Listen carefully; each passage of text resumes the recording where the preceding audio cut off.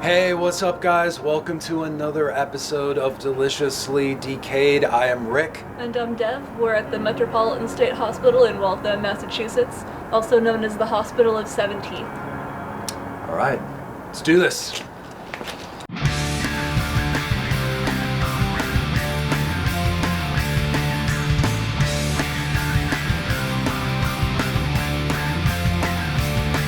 From Hockomock Swamp to Dighton Rock and everything in between.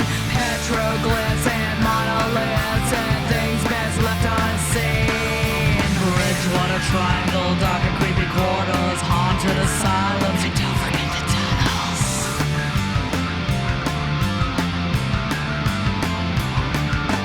New England and beyond, only for the unafraid.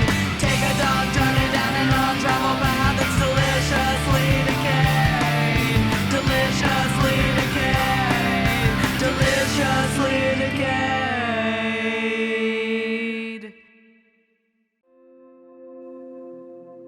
Metropolitan State Hospital was opened in the 1920s across Belmont, Waltham, and Watertown, Massachusetts. It was considered the most modern facility of its time. They'd opened it because there were new regulations limiting the number of patients that could be in one facility at a time, and Boston Insane Asylum was already at its capacity. But within 2 years, the Metropolitan also ended up being overcrowded. One of the things that Metropolitan State Hospital is most known for is the murder that gave it the nickname Hospital of 17th. One of its patients, Anne-Marie Davy, was murdered by another patient. They didn't really know what happened to her for quite a while until they eventually found out that her fellow patient had 7 of her teeth, her clothes, and a hatchet. He later ended up directing police to where to find her body, which was cut up into 3 different pieces and scattered around the institution. So, a lot of people ask, is the Metropolitan haunted? From my experience, quite possibly if you go on the internet, because everything on the internet must be true. There are some forums out there, and these are from employees, and this was actually from before it closed, which is kind of creepy. They were seeing different figures, dark, shadowy figures moving in and out of locked rooms, disembodied voices, flashes of light where they did the electroshock therapy.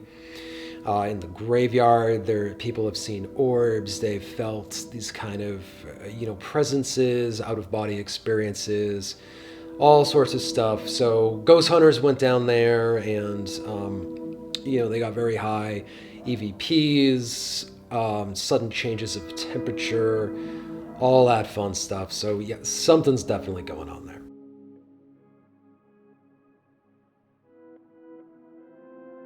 All right, so we are getting ready to go inside the asylum.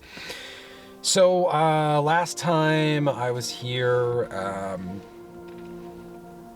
I feel like I had a shadow person encounter, and people might laugh at that, but when we approached the 3rd floor, and this has actually been confirmed by some other people that we know that came in here, we felt something incredibly unsettling, and I heard this kind of like growl that emulated from nothingness, and as much as we wanted to blame a dog, there's a nearby dog park, but there's no way that it sounded like it was 2 fucking inches from my head. So we're gonna be very prepared, because I ain't fucking around this time. I'm telling you right now, I ain't fucking around. So I got the sage, because I'll sage your fucking demon ass, number 1. Just in case, for all you religious people out there, we have that kind of protection. And just because this son of a bitch undead motherfucker is not gonna get me today, there's 57,000 churches in Boston. I got myself some fucking grade A holy water. So yeah, I'm all jacked up on holy water. Let's go. This is really fucking high off the ground. It's gonna be pretty hard to get in here. You might be able to squish in there, but I don't think my fat stiff ass is. It's so cold in there. The cold air is just coming out of my face.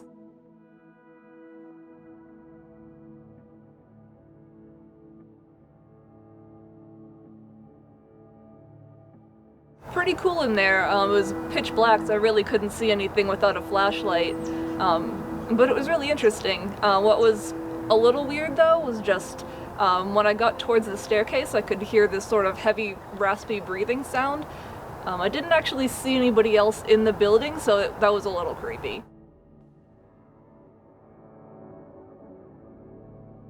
There was quite a history of patients either being neglected or mistreated throughout the entirety of the hospital. They were frequently either misdiagnosed or secluded, sedated, or overmedicated instead of really just trying some more humane treatments. And if they were unruly, they were usually just sedated, secluded in a room, and tied down.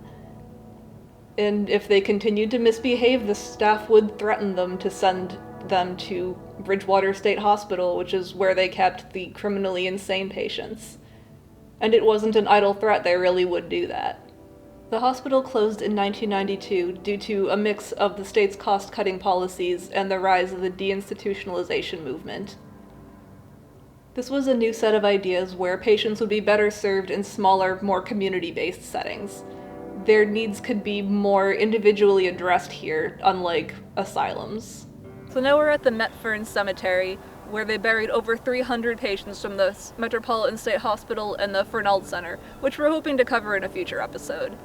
All patients were buried with just a number and C or P, depending on if they were Catholic or Protestant. The Protestants were buried over to the right, and the Catholics were over on the left. Deal with it. The hospital actually had a road connecting the campus to their cemetery. It went right past their morgue and also the hospital's surgical building, which is where they would be most likely to have the sickest patients or the ones who would possibly die in surgery. So this place is important to me, or I should say important to us. We had our first date here, if you could fucking believe that.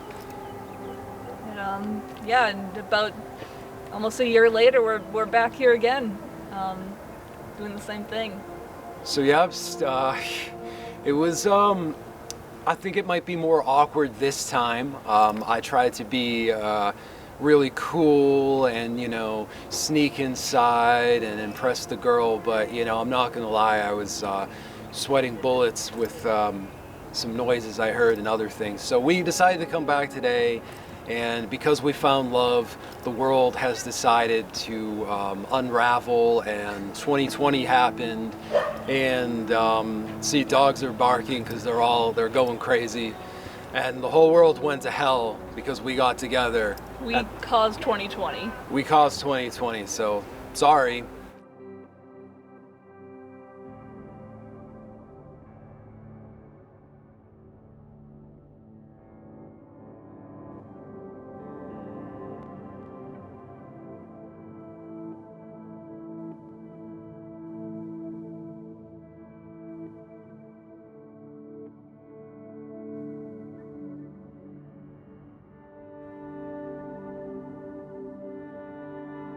Well, I guess that concludes our trip to the asylum today. What did you think about this? It was definitely really cool to get back here. Inside was really just creepy as fuck, and kind of glad to be outside again. But it was fun to be back here again.